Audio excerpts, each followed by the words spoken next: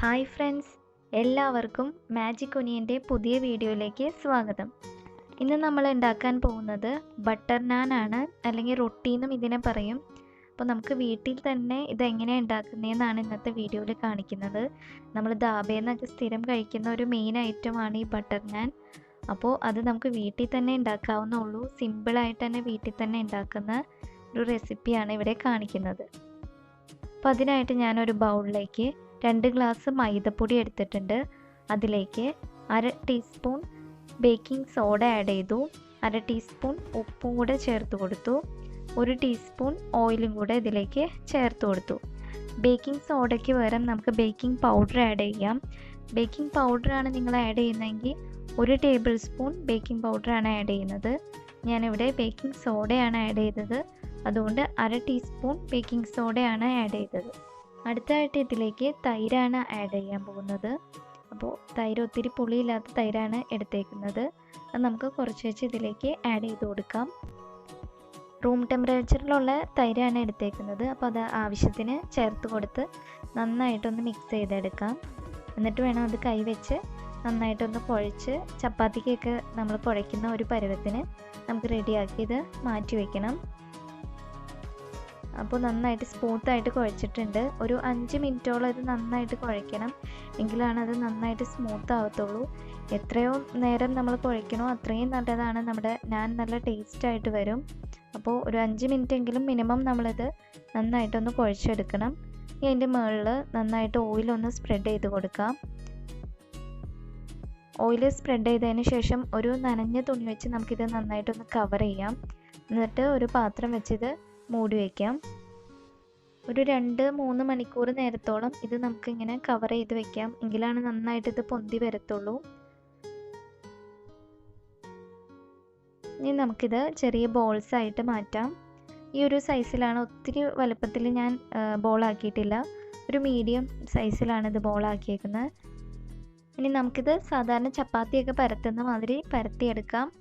ഒത്തിരി വലുപ്പത്തിൽ ഞാനിത് പരത്തുന്നില്ല, പക്ഷെ പരത്തുമ്പോൾ നിങ്ങൾ ശ്രദ്ധിക്കേണ്ടത് അതിൻ്റെ എല്ലാ സൈഡും നമ്മൾ യൂണിഫോം ആയിട്ട് വേണം പരത്താനായിട്ട്, എങ്കിലാണ് അതിൻ്റെ എല്ലാ സൈഡും ഒരുപോലെ വെന്ത് വരത്തുള്ളൂ. ഇനി ഒരു ഫ്രൈ പാൻ ചൂടായതിന് ശേഷം നമുക്ക് റൊട്ടി അതിലേക്ക് ഇട്ട് കൊടുക്കാം. ഇതൊന്ന് പൊങ്ങി വരാൻ തുടങ്ങുന്ന ടൈമിൽ അതിൻ്റെ ഒരു സൈഡിൽ നമുക്ക് ബട്ടർ സ്പ്രെഡ് ചെയ്ത് കൊടുക്കാം. ഇപ്പോൾ ഒരു ബ്രഷ് ഉപയോഗിച്ച് ബട്ടർ നന്നായിട്ട് ഒരു സൈഡിൽ സ്പ്രെഡ് ചെയ്ത് കൊടുക്കുകയാണ്. നമ്മൾ ഒരു സൈഡിൽ മാത്രമാണ് ബട്ടർ തേക്കുന്നുള്ളൂ. ഒരു സൈഡ് നന്നായിട്ട് വെന്തതിന് ശേഷം നമുക്ക് തിരിച്ചിട്ട് വേവിച്ചു കൊടുക്കാം. ഇപ്പോൾ സിമ്പിളായിട്ട് തന്നെ ഞാൻ ഉണ്ടാക്കുന്ന ഒരു മെത്തേഡാണ് ഇവിടെ കാണിക്കുന്നത്. നമ്മളിത് ധാബയിലൊക്കെ പോയി സ്ഥിരം ഓർഡർ ചെയ്യുന്ന ഒരു ഐറ്റമാണ്. നമുക്കിത് വീട്ടിലുള്ള റെസിപ്പി തന്നെ വെച്ചിട്ട് വീട്ടിൽ തന്നെ ഉണ്ടാക്കാവുന്ന ഒരു വിഭവമാണ്. കടയിൽ നിന്ന് നമ്മൾ കഴിക്കുന്ന അതേ ടേസ്റ്റിൽ തന്നെ നമുക്ക് വീട്ടിലുണ്ടാക്കാം.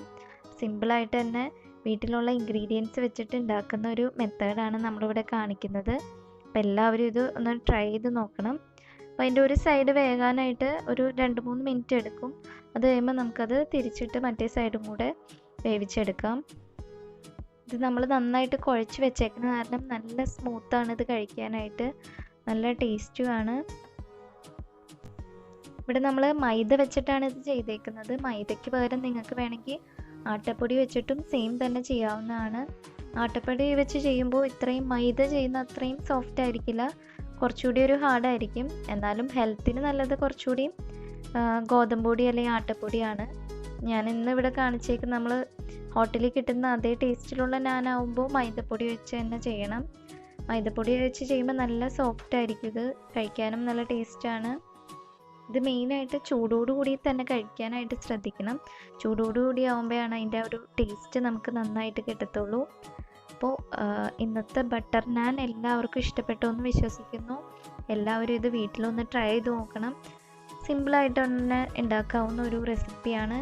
അപ്പോൾ എല്ലാവരും ഉണ്ടാക്കി നോക്കിയിട്ട് നിങ്ങളുടെ അഭിപ്രായങ്ങളൊക്കെ നമുക്ക് കമൻറ്റ് ചെയ്യണം. വീഡിയോ ഇഷ്ടമായെങ്കിൽ എല്ലാവരും ലൈക്ക് ചെയ്യാനും ഷെയർ ചെയ്യാനും മറക്കരുത്. നിങ്ങളുടെ ഫ്രണ്ട്സിനൊക്കെ ഇതൊന്ന് അയച്ചു കൊടുക്കണം. നമ്മുടെ ചാനൽ ഇതുവരെ സബ്സ്ക്രൈബ് ചെയ്യാത്ത ആരെങ്കിലും ഉണ്ടെങ്കിൽ സബ്സ്ക്രൈബ് ചെയ്യണം. Thanks for watching.